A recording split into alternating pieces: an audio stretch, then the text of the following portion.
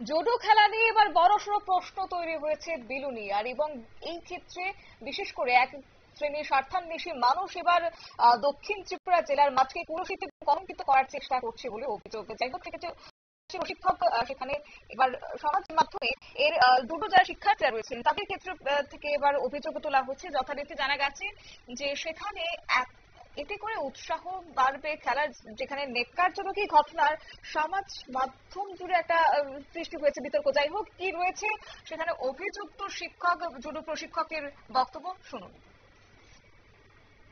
আপনি রয়েছেন এবং আজকে ডিস্ট্রিক্ট মিট আমাদের চলে গেছে, তো আমি যেটা শুনেছি বা আমার সামনে এসেছে, এটা সম্পূর্ণভাবে একবারে উদ্দেশ্যপ্রণীতভাবে একটা ষড়যন্ত্র, এবং এসব জিনিস আমাদের খেলাধুলার মাঠে না, সুস্থ সমাজে কাম্য না।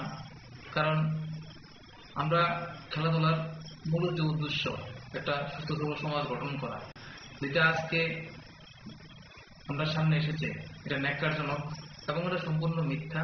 এবং এর মধ্যে যারা যারা জড়িত আমরা তদন্ত করব, এটার বিষয়টা কি, এবং আমরা তদন্ত বের করে আমরা আপনাদের সামনে রাখবো। খেলাধুলা নিয়ে এই ধরনের বিষয়টা মোটেই ঠিক না।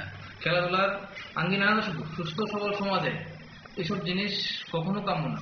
কারণ আমরা যে কোনো কিছুই আমাদের বাচ্চাদেরকে আমরা শিক্ষা নিই, আমরা যখন বিদ্যালয়ে আসে ওরা খেলাধুলার মাঠে আসে, শিক্ষা নিতে আসে, খেলার মাধ্যমে ওরা ওদের সুস্থ সবল ব্রেন এবং ওদের মস্তিষ্কের বিকাশ যাতে ঘটে এবং আগামী পর্যায়ে ওরা সুনাগরিক হিসেবে সমাজে প্রতিষ্ঠিত হবে, সেটাই।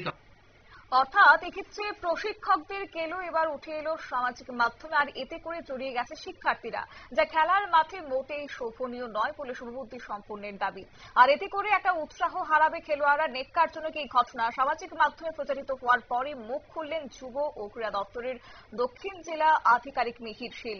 উদয়পুর এবং বিলুনিয়া দুই মহকুমার খেলোয়াড়দের কাছিয়ায় কালি ছড়ালো যুব ও ক্রীড়া আধিকারিক মিহির শীলের বিরুদ্ধে। একেবারে খেলার মাঠে অশ্লীলতা হানির মতো এমনই অভিযোগ উঠে আসে। নিয়ে ছোট্ট একটি বিজ্ঞাপন বিরতি, সঙ্গে থাকুন।